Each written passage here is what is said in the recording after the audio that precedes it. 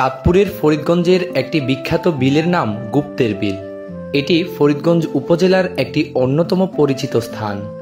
গুপ্তের বিল ফরিদগঞ্জ উপজেলার একটি ঐতিহ্যবাহী স্থান।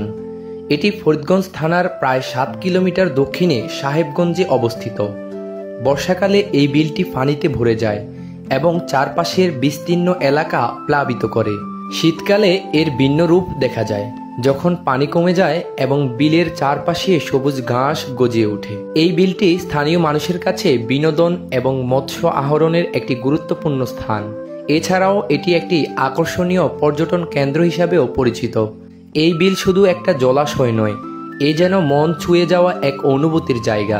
আসুন আমরা সবাই মিলে এই প্রাকৃতিক সৌন্দর্য রক্ষা করি।